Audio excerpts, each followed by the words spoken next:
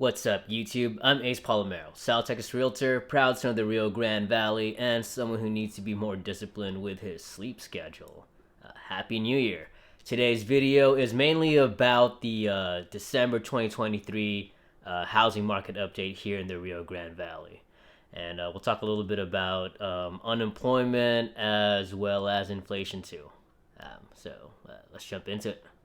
Okay, this is InfoSparks, one of the applications available to us Greater McAllen Realtors. So this is for the entirety of the MLS. For December 2023, the median sale price for homes, and it had it set to all property types, all price ranges, the entirety of the MLS, and all construction types. So for December 2023, the median sold price is $225,000. That is a 4.86% decrease from the month of November, which had the median sale price at $236,500. That's month to month. If you want to look at the year over year data comparison, so it's 225 for December 2023 versus 215 for December 2022. That's actually an increase of 4.65% year over year. If we were going to take a look at new listings month to month, it's from November to December, it's 691 going down to 628 new listings. So that's a 9.12% decrease. But if we're going to look at year over year data, so December 2023, 628. December 22 is 510. That is an increase of 23.14% in the course of a year. If we're looking at total homes for sale for the month of December, it's 2,394. That is a 1.8% decrease from the previous month's 2,438. If we compare it to a year ago, it's a 28.43% increase from 1,864 from December 2022.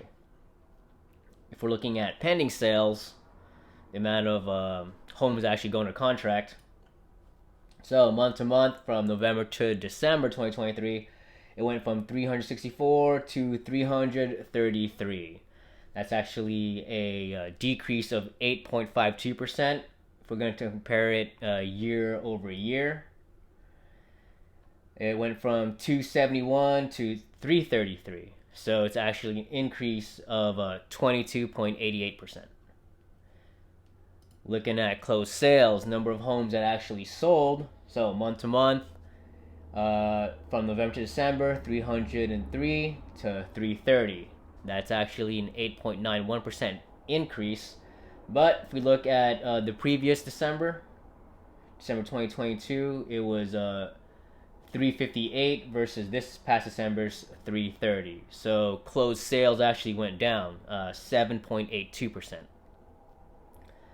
If we're looking at days on market, so it went down from 46 in November to 43 in December. So 3 days less, but the days on market actually also, or they went up from the previous year.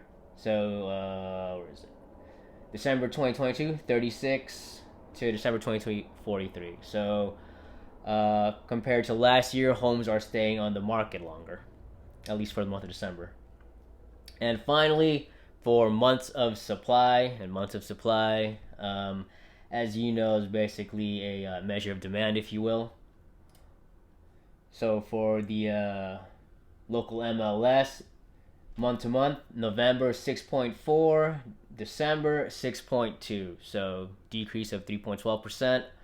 If we're comparing it from the previous December, so 4.9 of December 22 versus this December 6.2, so an increase of over 25%, so a 26.53% increase. So yes, when we're looking at the data from November 2023 to December 23, a lot of the changes in those numbers can be attributed to just seasonal changes, like a median sales price going down, new listings, homes for sale, pending sales, days on market, and even months of supply. All of that going down, that can be attributed to seasonality. The number of closed sales going up month to month, though. I think a lot of people were actually getting a little impatient, if you will. The demand, I don't think ever really went down as for people wanting to be in their own homes. It was more of the number of qualified buyers being less. And for year over year changes, I think a lot of the changes, like median sales price, even though median sales price went up a little bit, everything else going up, like new listings going up over 20%, new homes for sale being up almost 30%, pending sales, that's a little strange actually, they went up by 20%. So that could be attributed to, same thing, people becoming impatient to be getting into a new home. But days on market being a lot longer for homes that did sell, and months of supply, comparing year over year data being up over 25%.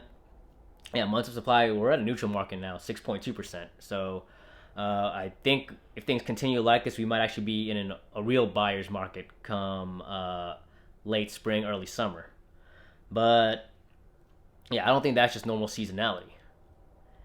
And depending on how things go in the next few months, depending on if and when the Fed cuts rates, and if that rate cut or those rate cuts bring more sellers to the market all at the same time or roughly the same time, that could actually potentially, I guess, flood the market with new homes for sale. Real estate is super local. It's not just looking at it per metro, per zip code. You should be looking at real estate per subdivision, I think, and even like per street. What I tell my buyers right now is, I mean, if you can wait. Like I genuinely believe, this is an opinion, but the U.S. housing market as a whole is overvalued. I mean, you don't keep the rates artificially low. For the Fed funds rate was basically zero for over a decade, and print out like, I don't know, it's like trillions in a few years and expect nothing to happen. Like that's a big reason why inflation is so bad.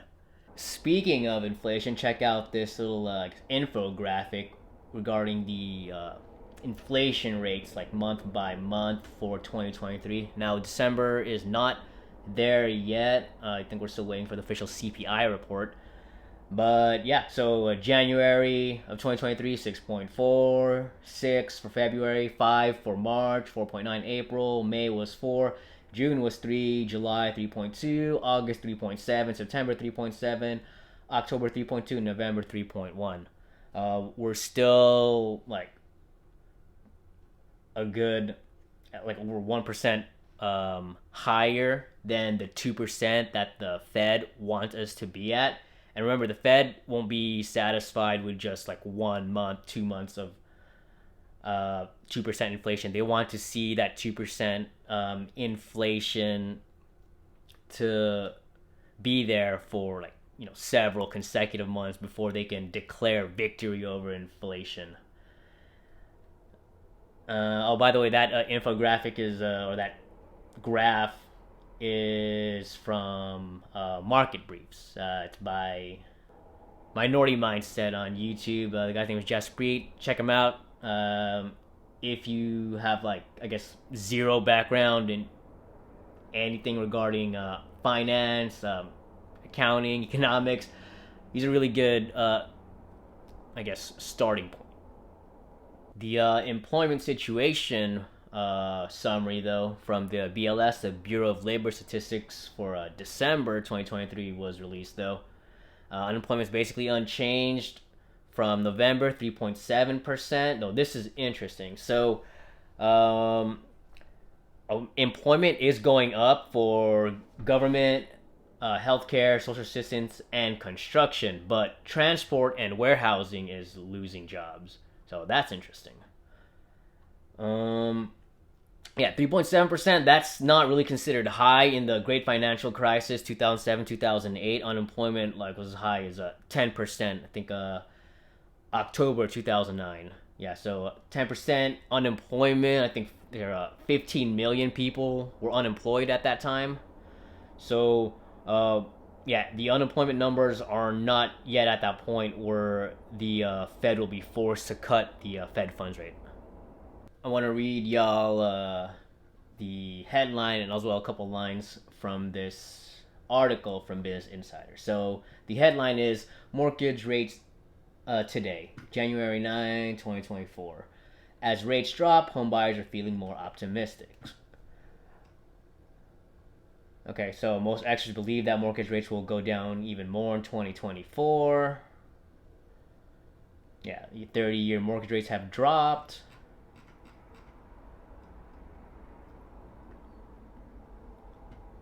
Look at this. As rates fall, home prices are likely to rise according to the latest housing market prediction for 2024. So that's assuming the number of